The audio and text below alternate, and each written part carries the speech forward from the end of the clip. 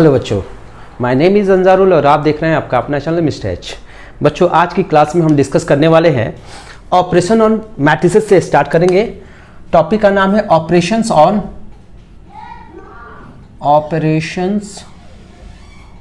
On matrices. सो बच्चों, पहला operation क्या कहता है? पहला ऑपरेशन है हमारा ऑपरेशन ऑन मैट्रिसेस में first operation is addition. Addition के बारे में हम लोग डिस्कस करेंगे, क्या होता है, कैसे होगा इसमें एडिशन, दो मैट्रिक्स को कैसे ऐड करेंगे, एडिशन। सो बच्चों, first topic is addition. Addition के लिए कॉन्सेप्ट ये है कि दो मैट्रिक्स तभी हम ऐड कर सकते हैं जब उनका ऑर्डर सेम हो और करस्पॉन्डिंग एलिमेंट को हम ऐड करते हैं। क्या मतलब है करस्पॉन्डिंग एलिमेंट का? वो देखो, ऑर्डर दोनों का क्या होना चाहिए? ऑर्डर दोनों का सेम होना चाहिए। फर्स्ट कंडीशन ये है। सेकंड कंडीशन कहता है करस्पॉन्डिंग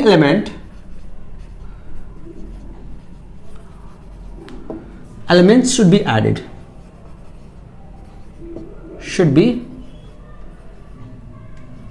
बी एडेड।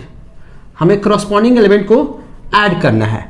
मींस क्या है, मतलब क्या है? देखो, एक मैट्रिक्स है ए, सपोज करते हैं ये मैट्रिक्स है ए बी सी डी, ये 2x2 का हमने मैट्रिक्स ले लिया। एक मैट्रिक्स बी बनाया हमने, ये भी 2x2 का बना लेते हैं, 1 2 3 4 ऐसा कुछ बना लिया। इनका ऑर्डर दोनों का सेम है, तो ये सेम है तो हम इन दोनों मैट्रिक्स को ऐड कर सकते हैं। इन दोनों मैट्रिक्स को क्या कर सकते हैं? ऐड कर सकते हैं, क्योंकि इनका दोनों का ऑर्डर क्या हो रहा है? सेम हो रहा है। So a plus B is possible. a plus B हम निकाल सकते हैं। अब देखो बच्चों, a प्लस बी निकाल सकते हैं क्योंकि फर्स्ट केस फुलफिल हो चुका है, ऑर्डर सेम है। Corresponding element should be added. इसका मतलब ये होता है फर्स्ट रो फर्स्ट कॉलम पे जो एलिमेंट है, a के फर्स्ट रो फर्स्ट कॉलम पे, b के फर्स्ट रो फर्स्ट कॉलम पे जो एलिमेंट है, इन दोनों को ऐड करेंगे। करस्पॉन्डिंग एलिमेंट का मतलब यही होता है फर्स्ट रो फर्स्ट कॉलम पे जो एलिमेंट है a के और b के फर्स्ट रो फर्स्ट कॉलम पे जो एलिमेंट है उन दोनों को ऐड करेंगे। फर्स्ट रो सेकंड कॉलम पे जो एलिमेंट है a का, अब b के फर्स्ट रो सेकंड कॉलम पे जो एलिमेंट है b का, उसको उन दोनों को ऐड करेंगे। तो करस्पॉन्डिंग एलिमेंट कैसे ऐड हो रहे हैं वो ध्यान से देख लो। a में 1 को ऐड करेंगे, a प्लस 1, b में 2 को ऐड करेंगे, b प्लस 2, c में 3 को ऐड करेंगे, c प्लस 3, d में 4 को ऐड करेंगे, d प्लस 4। ऐसे हम ऐड करते हैं। Corresponding element should be added का मतलब ये होता है। सो बच्चों, ये हो गया कि एडिशन कैसे करेंगे। ठीक है, ऑर्डर जब सेम होता है तो ऐड होता है और करस्पॉन्डिंग एलिमेंट को ऐड करते हैं। अब इसकी प्रॉपर्टीज आती है। प्रॉपर्टीज इज मोस्ट इंपॉर्टेंट, उस पार्ट को आप छोड़ नहीं सकते। इसमें 4 प्रॉपर्टीज है। प्रॉपर्टीज नंबर 1 देख लेते हैं इसकी।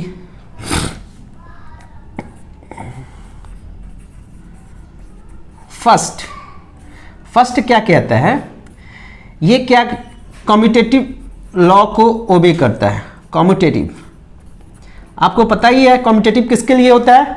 दो मैट्रिक्स के लिए होता है। ए और बी दो मैट्रिक्स है, इन दोनों को ऐड करो और बी प्लस ए निकालो, दोनों की वैल्यू सेम आएगी। कम्यूटेटिव लॉ यही है। ठीक है बच्चों। सेकेंड लॉ है एसोसिएटिव। एसोसिएटिव लॉ 3 के लिए होता है। आप लोग 8th क्लास से पढ़ते आ रहे हो। एसोसिएटिव लॉ 3 मैट्रिसेस के लिए होंगे, a प्लस बी प्लस सी। ये होगा a प्लस बी प्लस सी। इधर से ब्रैकेट डालते हैं, यानी कि फर्स्ट हम a प्लस बी निकालेंगे, देन उसमें c को ऐड करेंगे, या फिर पहले b प्लस सी निकाल लो, उसमें a को ऐड कर दो, बात तो दोनों सेम ही होगा। ठीक है। Third law is very important. Third law is very important.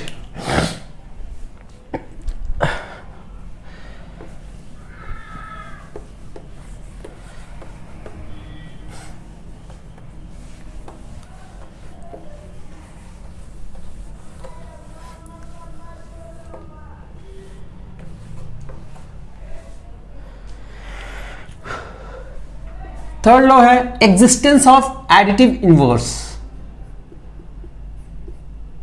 Existence of additive identity और एक है इनवर्स आइडेंटिटी। पहले देख लेते हैं। Identity, existence of additive identity, first यही है।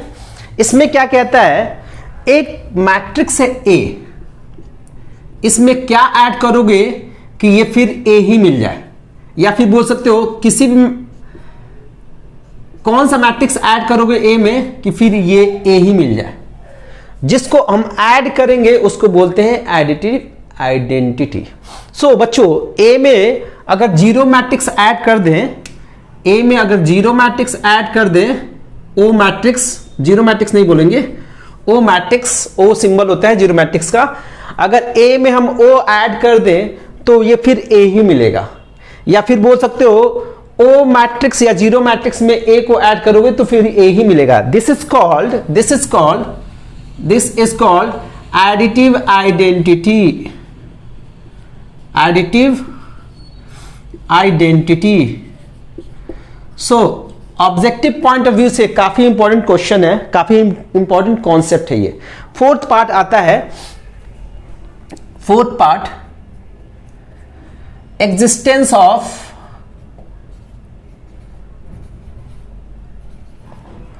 Additive inverse, additive inverse. Existence of additive inverse का मतलब क्या होता है, कोई भी एक मैट्रिक्स है ए, इसमें हम क्या ऐड करें कि फिर ये ओ मैट्रिक्स बन जाए, या फिर किसी भी मैट्रिक्स में हम ए को ऐड करेंगे तो ये ओ मैट्रिक्स बन जाए। तो ये मैट्रिक्स जो होगा, जो यहां पे हम ऐड करेंगे जिस मैट्रिक्स को, उस मैट्रिक्स को बोलेंगे एडिटिव इनवर्स। सो पता चल रहा है कि ए में अगर माइनस ए से हम प्लस कर दें तो ये जीरो मैट्रिक्स हो जाएगा। सिमिलरली माइनस ए में हम प्लस ए कर दे तो ये जीरो मैट्रिक्स हो जाएगा। So this is called, this minus A is called additive inverse, additive inverse, इसको हम एडिटिव इनवर्स कहेंगे। ठीक है बच्चों, समझ में आ गया। सो ये था हमारा कॉन्सेप्ट, ऑपरेशन ऑन मैट्रिसेस का फर्स्ट पार्ट कर रहे थे, एडिशन। एडिशन की चार प्रॉपर्टीज है। First property is commutative law को ओबे करता है, सेकंड इज एसोसिएटिव लॉ को भी ओबे करता है ये। थर्ड बोलता है existence of additive identity, means क्या होता है, कोई भी एक मैट्रिक्स है उसमें हम क्या ऐड करें कि फिर वही मैट्रिक्स मिलता है, that matrix is called additive identity. So fourth part is existence of additive inverse. Inverse का मतलब ये होता है कोई भी एक मैट्रिक्स है उसमें हम क्या ऐड करें कि फिर ओ मैट्रिक्स मिल जाए, ओ मैट्रिक्स मिल जाए। तो पता ही है माइनस ए को ऐड करेंगे तो ओ मैट्रिक्स मिल जाएगा। ठीक है, so minus A is called additive inverse. Is that clear? ठीक है बच्चों, हम लोग आगे प्रोसीड करते हैं। नेक्स्ट सेकेंड टॉपिक है डिफरेंस ऑफ मैट्रिसेस। सो बच्चों, इसके लिए कॉन्सेप्ट भी सेम है, जो एडिशन का कॉन्सेप्ट चलता है वही चलता है हमारा डिफरेंस ऑफ मैट्रिसेस के लिए। तो इसमें भी वही है। फर्स्ट पार्ट है ऑर्डर सेम होना चाहिए, ऑर्डर सेम होना चाहिए। सेकेंड पार्ट ये कहता है corresponding element, corresponding element should be subtracted। Corresponding element को हम सब्ट्रैक्ट करेंगे। लाइक अगर एक एग्जांपल की बात करें तो मान लेते हैं एक मैट्रिक्स है A B C D, 2x2 का मान लिया, बी है 1 2 3 4, ये भी 2x2 का है। ऑर्डर सेम होगा तभी तो माइनस कर सकते हैं ना। अब बोला a माइनस बी निकालना है आपको, a माइनस बी निकालना है, तो क्या करेंगे, 2x2 का है, 2x2 का माइनस कर सकते हैं। अब करस्पॉन्डिंग एलिमेंट, इसके फर्स्ट रो फर्स्ट कॉलम पे जो एलिमेंट है, इसके फर्स्ट रो फर्स्ट कॉलम पे जो एलिमेंट है, इन दोनों को सब्ट्रैक्ट करेंगे तो a माइनस 1 हो गया। फिर सेकेंड वाले को सेकेंड में से माइनस कर देंगे, थर्ड वाले को थर्ड में से, और d माइनस 4 कर देंगे। ऐसे हम सब्ट्रैक्ट करते हैं। सो ये टॉपिक भी कवर हो गया। अब देखते हैं नेक्स्ट टॉपिक, काफी इंपॉर्टेंट है, उसको बोला गया है multiplication of matrix with scalar quantities. Multiplication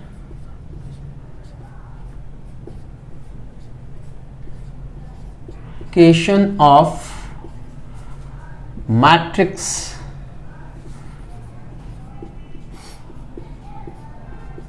with scalar. ये टॉपिक का नाम है। स्केलर का मतलब यहां पे क्या है, तो बच्चों आप लोग ध्यान से देखो, स्केलर यहां पे बोलेंगे कांस्टेंट नंबर को हम स्केलर बोलेंगे। कांस्टेंट नंबर, कोई भी कांस्टेंट नंबर है उसको हम क्या बोलेंगे, स्केलर बोलेंगे। लाइक 1 2 3 4 5 ऐसा कुछ भी हो तो उसको हम क्या बोलेंगे, स्केलर क्वांटिटी बोल सकते हैं, स्केलर बोल सकते हैं। ठीक है।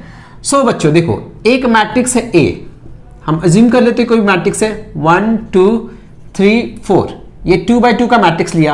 अब बोल दिया इस मैट्रिक्स को हमें 5 से मल्टीप्लाई करना है। इस मैट्रिक्स को 5 से मल्टीप्लाई करना है। 5 is the scalar quantity, scalar है, नंबर है, कांस्टेंट नंबर है। तो 5 ए की वैल्यू हम लिख लेंगे मैट्रिक्स में क्या है 1 2 3 4। अब मल्टीप्लाई कैसे करते हैं, ये जो एलिमेंट है, ये जो नंबर है कांस्टेंट, ये हर एक एलिमेंट को मल्टीप्लाइड होगा। जब हम किसी कांस्टेंट से किसी भी मैट्रिक्स को मल्टीप्लाई करते हैं तो इसका मतलब क्या होता है, वो नंबर, वो कांस्टेंट नंबर हर एक एलिमेंट को मल्टीप्लाई करेगा। तो ये हो गया फाइनली 5 1 जा 5, ये 5, ये 10, दिस इज 15 एंड 20। ये हो गया हमारा multiplication of matrix with the scalar. अच्छा बच्चों एक बात और ध्यान रखना, अगर आपने मल्टीप्लाई किया है इधर मैट्रिक्स में, सो फाइनली हमारा ये मैट्रिक्स आया, तो इतना बात ध्यान रखना कि रिवर्स भी हम इसको अप्लाई कर सकते हैं। लाइक अगर इसमें कुछ सारे मैट्रिक्स में, ये पूरे एक मैट्रिक्स में हर एक एलिमेंट से अगर कोई भी नंबर या कांस्टेंट नंबर कॉमन आ रहा है तो उसको हम कॉमन भी निकाल सकते हैं। लाइक अगर एक एग्जांपल के थ्रू देखते हैं, एक मैट्रिक्स है बी, ये मैंने बनाया 2 4 6 8 सपोज करते हैं। तो अब हमें पता चल रहा है कि हर एक एलिमेंट में 2 है, कॉमन है, तो 2 हम बाहर निकाल सकते हैं। तो ये फाइनली क्या बनेगा, यहां पे 1 बनेगा, हर एक से आएगा कॉमन, यहां से भी कॉमन आएगा, यहां से भी 2 कॉमन आएगा और यहां से भी कॉमन आएगा। तो ये फाइनली ये मैट्रिक्स बनेगा। तो आप लोगों को रिवर्स भी पता होना चाहिए, इसलिए मैंने इस चीज को यहां पे मेंशन किया है। सो समझ में आ रहा है। अब लास्ट टॉपिक रहता है इस एक्सरसाइज का, 3.2 से पहले वाले एक्सरसाइज में लास्ट टॉपिक है जो कि बहुत ही इंपॉर्टेंट है, और उसको बोला गया है मल्टीप्लीकेशन ऑफ 2 मैट्रिसेस। 2 मैट्रिक्स को मल्टीप्लाई करना है। सो बच्चों इसकी कुछ प्रॉपर्टीज भी है, इसकी प्रॉपर्टीज हम देख लेते हैं। इजी प्रॉपर्टीज है, इसकी बहुत ज्यादा जरूरत नहीं है, फिर भी मैं करा देता हूं। फर्स्ट प्रॉपर्टीज क्या बोलता है कि कोई भी एक कांस्टेंट है, 2 मैट्रिक्स है ए और बी, दोनों प्लस हो रहे हैं। अगर कांस्टेंट इसके साथ मल्टीप्लाई है तो हम इसको ऐसे फर्दर लिख सकते हैं, कांस्टेंट से ए को मल्टीप्लाई कर सकते हैं प्लस कांस्टेंट से बी को मल्टीप्लाई कर सकते हैं, दोनों की वैल्यू सेम आएगी। सेकेंड प्रॉपर्टी ये कहता है कि कोई भी 2 कांस्टेंट है के और एल, दोनों प्लस हो रहा है और एक मैट्रिक्स इससे मल्टीप्लाई हो रहा है, तो हम क्या कर सकते हैं, के को ए से मल्टीप्लाई कर देंगे प्लस एल को ए से मल्टीप्लाई कर देंगे। ठीक है बच्चों, तो ये हो गई इसकी 2 प्रॉपर्टीज है। ठीक है, नेक्स्ट टॉपिक है मल्टीप्लीकेशन ऑफ 2 मैट्रिसेस। टॉपिक है मल्टीप्लीकेशन ऑफ 2 मैट्रिसेस, 2 मैट्रिसेस को मल्टीप्लाई करना है। अब आता है कि 2 मैट्रिक्स है तो क्या वो मल्टीप्लाई हो सकता है कि नहीं हो सकता है, उसको भी हमें चेक करना पड़ता है। तो मान लेते हैं एक मैट्रिक्स है ए, इसका ऑर्डर दिया है m/n, एक मैट्रिक्स है बी, इसका ऑर्डर है n/p। तो हमें चेक करना है a into B is possible और नॉट। a इंटू बी, पहले तो आपको यही चेक करना है a into B is possible और नॉट, ये पॉसिबल है कि नहीं और नॉट। तो इसके लिए क्या करते हैं बच्चों, ध्यान से देखो। फर्स्ट हमारा a था, इसका ऑर्डर m/n है। सेकेंड मैट्रिक्स है b, इसका ऑर्डर है n/p। तो फर्स्ट का कॉलम, फर्स्ट मैट्रिक्स का कॉलम सेकेंड मैट्रिक्स के रो के इक्वल होना चाहिए, ये दोनों इक्वल होना चाहिए। अगर ये दोनों इक्वल नहीं है तो फिर a into B is not possible. तो यहां पे कॉन्सेप्ट लिखवा देता हूं, column of first matrix equal row of second matrix. ये कॉन्सेप्ट है। पहले का कॉलम दूसरे के रो के बराबर होना चाहिए। अब बराबर नहीं है तो ये फिर a into B is not possible. Since यहां पे बराबर है, इक्वल है, so a into B is possible. एक मैट्रिक्स को दूसरे मैट्रिक्स से मल्टीप्लाई किया, ये पॉसिबल है। सिंस दो मैट्रिक्स है, दोनों को मल्टीप्लाई करेंगे तो एक मैट्रिक्स ही बनेगा। अब वो मैट्रिक्स बनेगा तो उसका ऑर्डर तो होगा। अब इसका ऑर्डर क्या होगा, a इंटू बी का ऑर्डर क्या होगा, उसके लिए हम क्या करते हैं, ध्यान से देखो बच्चों, ये जो इक्वल हो रहे हैं, इसका कॉलम और इसका रो, इन दोनों को कट करा दो, जो बच गया वो इसका ऑर्डर होगा m इंटू पी।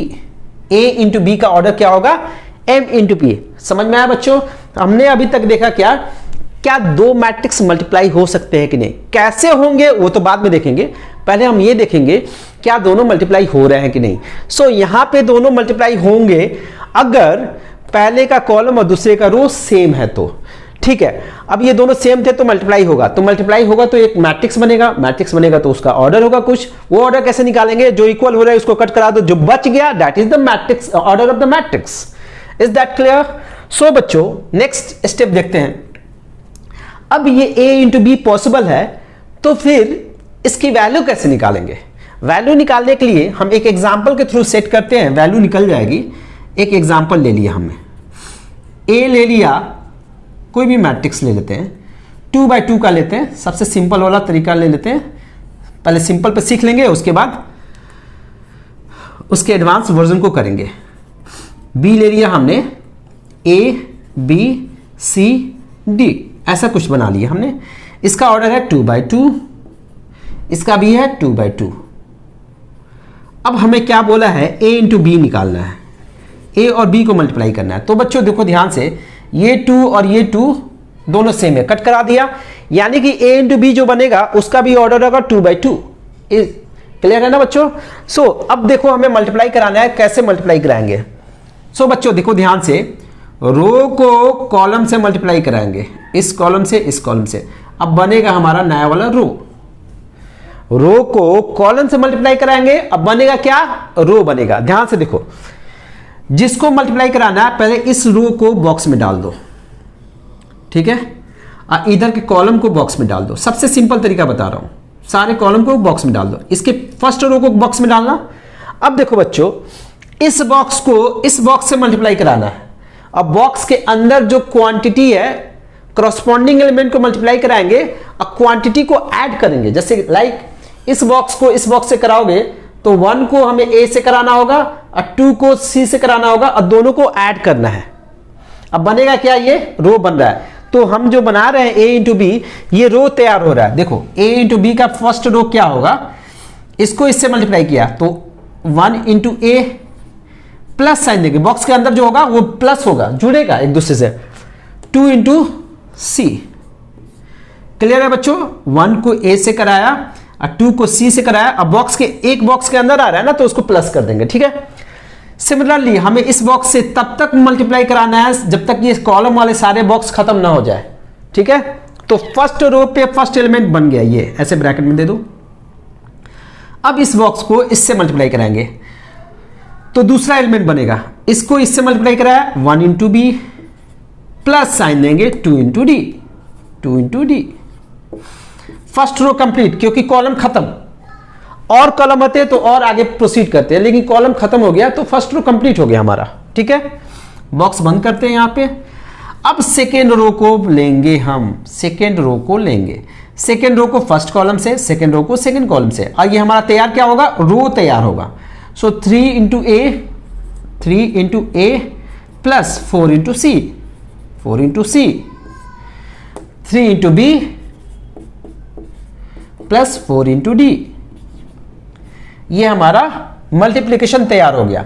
अब देखो इसकी वैल्यू, फाइनल वैल्यू लिख लेते हैं। ये क्या हो गया, a plus 2c, a plus 2c, ये हो गया b plus 2d, b plus 2d, and this is 3a plus 4c, 3a plus 4c, and this is 3b +4d। ये हो गया multiplication of a and b। ठीक है बच्चों, समझ में आया कैसे हम लोग मल्टीप्लाई कर रहे हैं? बहुत ईजी तरीका है, आपको लर्न करना है, सीखना है तो ऐसे बॉक्स में डाल के कर लो। जब एक बार आपकी स्पीड बन जाएगी डायरेक्ट कर सकते हो, कोई बड़ी बात नहीं है ये। 10 क्वेश्चन कर लो, 10 क्या 5 क्वेश्चन कर लो, उसके बाद स्पीड आपकी निकल के आ जाएगी। आप इस बॉक्स को नहीं भी बनाओगे तो भी काम चल जाएगा। ठीक है, सो ये था कॉन्सेप्ट हमारा मल्टीप्लिकेशन। पहले हमने क्या देखा कि दो मैट्रिक्स मल्टीप्लाई होंगे कि नहीं, अगर होंगे तो उनके लिए कंडीशन क्या है वो देख लिया हमने।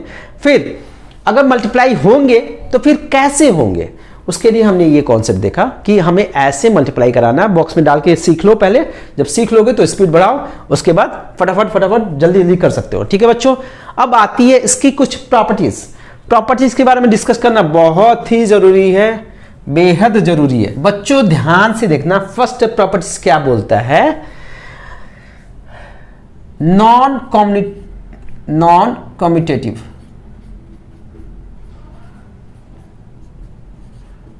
यानी कि दो मैट्रिक्स को मल्टीप्लाई करा रहे हो, a इंटू बी और b इंटू a, दोनों सेम नहीं होगा, दोनों सेम नहीं होगा, कोई जरूरी नहीं है कि होगा। तो इसके लिए हम एक एग्जांपल के थ्रू समझ लेते हैं। ठीक है, a है b है, इसका ऑर्डर ले लिया 3/2, इसका ले लिया 2/4। ये a इंटू बी पॉसिबल है क्योंकि ये दोनों सेम है। अब b इंटू ए निकालते हैं जरा, b का ऑर्डर क्या था 2/4, इसकी थी 3/2। क्या ये दोनों सेम है? देखो बच्चों सेम है, तो ये सेम नहीं है तो मल्टीप्लाई कैसे होगा? मल्टीप्लाई तो होगा ही नहीं, तो आप नहीं बोल सकते कि A B equal to B है। अगर A B equal to B हो जाए तो वो कॉम्पिटेटिव होगा, but in the case of multiplication of two matrices it does not obey the commutative law. Is that clear? So come to the second point, and second point is associative. Yes, it is associative.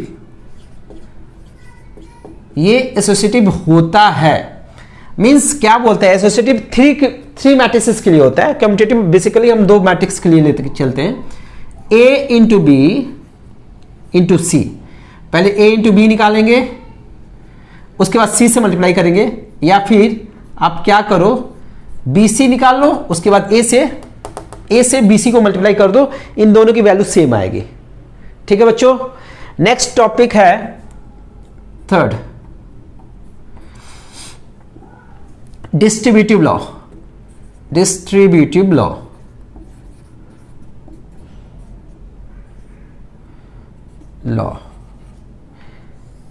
ये काफी important topic है।